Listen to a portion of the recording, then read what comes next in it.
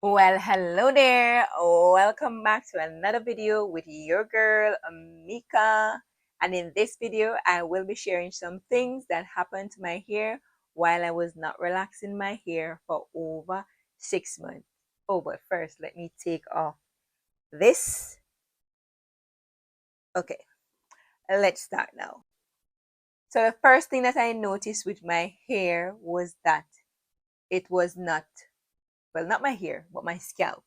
First thing I noticed was that my scalp was not itching. Now, usually I would relax my hair every 8 weeks or 10 weeks. And what I would normally see is that my scalp would start to itch. Well, it wasn't starting to itch, it would itch.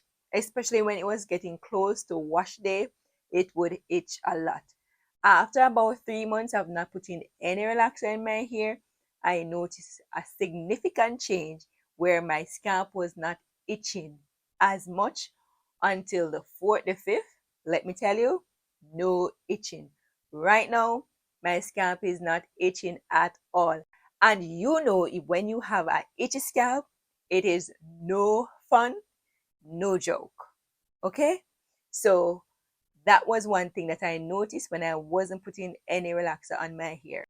Of course, the manufacturers usually tell us that we should base our scalp, which if you watch my videos, you will see that I always base my scalp area, and the base act as a buffer between the relaxer and your scalp so that the relaxer will not irritate your skin. And as you may know or may not know, relaxers can be drying not just to our hair but also to our scalp. And so, because I wasn't putting any relaxer on my hair, then my scalp, the oils that are produced on my scalp, which is the sebum that is produced by the sebaceous glands, were able to do its job, and its job it did. And so my scalp was quite moisturized. Now, during that time period, did I use oil on my scalp? Oh no, no oil, which means then that my scalp was able to do its job and the sebaceous gland was able to do its job and oil my scalp. So that's the first thing that I noticed, no itching. The second thing that I noticed was that eventually I noticed that my hair wasn't breaking as much as it was. Now, how do you know that your hair is breaking? You know that your hair is breaking when you comb your hair and when you look down on the ground, you see like bits and pieces of hair. So you know right away that your hair is breaking. So I wasn't seeing that, especially when I would take out my braids or on my wash day, I wasn't seeing that a lot, which is awesome. So usually I would do protein treatments on my hair, and I did do a protein treatment when I was going into my relaxer stretch. But while I was relaxer stretching my hair, guess what? I did not need to use any protein treatment. So what I did, I was putting moisture into my hair. And what moisture did I use? I use a Care Humecto conditioner. And if you watch other persons who do relaxier content, then you would see them using this particular Humecto conditioner, which is a Care Humecto conditioner, and you would realize that there is no protein in this particular conditioner, which makes it quite moisturizing. So my hair was getting moisture, right? And so I was not experiencing a breakage.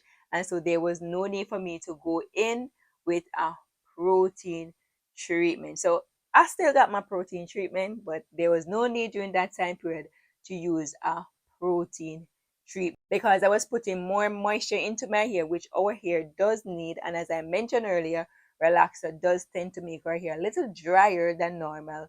And so packing my hair with that moisture, it did help. Another thing that would have helped me with the breakage was that I was not combing my hair as often. So I was only combing my hair once a week, especially when I was wearing my headband a week. I was only combing my hair once a week, and so only on my wash day I would comb my hair. So the limited manipulation of the comb did minimize hair breakage.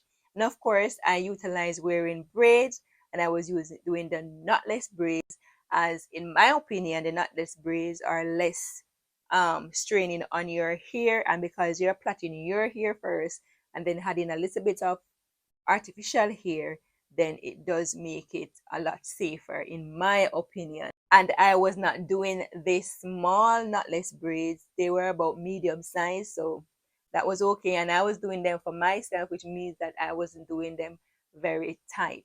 The next thing too that I noticed, or that was happening naturally, was that I was not doing a wash day every week. Now, when I wore my headband wig, I would do my wash day every week. But when I had my hair in braids, sometimes I would push my hair to even 3 weeks without even washing it. Okay?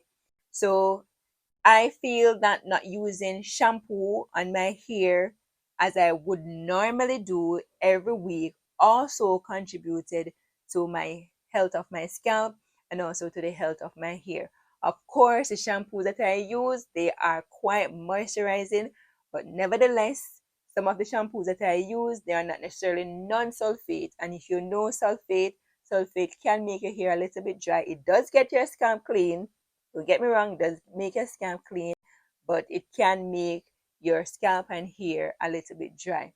And so, because I wasn't washing my hair and scalp every single week, I feel like that contributed also to the no itchy scalp and minimal breakage. And so that is what I noticed. But another thing that I noticed was that my scalp was not flaking. Now, if you have relaxed here, you might see on your scalp where your scalp is flaking. And when you comb down your hair, you look on your clothes and you're seeing flakes on your clothing. Now, that could be dandruff, but in some instances, it's not dandruff. It is actually dry scalp. So on your scalp, we have what is called an epithelial tissue. And so when that becomes dry, then it can flake. And so if we're washing our hair and scalp too often, it can make our hair dry, as well as if we are putting relaxers on our hair. Of course, the relaxer is going to touch our scalp. And so it can make our scalp very dry, and so it starts to shed. And then because it is shedding, then we are going to want to put what? Oil on our scalp. And when we put oils on our scalp, depending on the type of oils that we are using on our scalp, then that can even make matters worse. So I did not see any flakes. And right now I'm talking to you, I have no issues with flakiness, with itchiness, with dryness. None of those things are happening. And so taking a break from relaxer has significantly improved my scalp and also my hair health. If you wear your hair relaxed, you might want to consider taking a break. So I'm not telling you not to relax your hair, but you could consider taking a break, especially if you're experiencing itchy scalp, flaky scalp, and dry hair.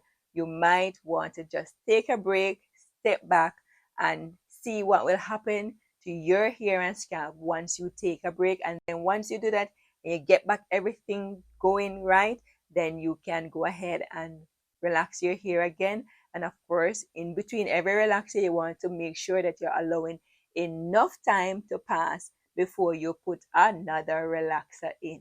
So indeed, I am very happy that I took a break from relaxer, as this has significantly impacted my hair and scalp in a positive way. Now, if you have watched my last video, you would have learned that I am going back natural. If you want to know the reason why I'm going natural again, then go ahead and watch that video that I put out recently so that you can learn all about why I decided to go back natural. As you can see, my hair is up in a little ponytail and I have a little thing at the back like that. And you can see my new growth is looking fabulous. And I'll be wearing my hair like this for now. And of course, I might braid my hair because I don't think I'm going to plan to do a big chop. So let's see. But if you're not watched that video, I encourage you go and watch that video. That's my previous video before this one. And I'll see you in my next video. Bye.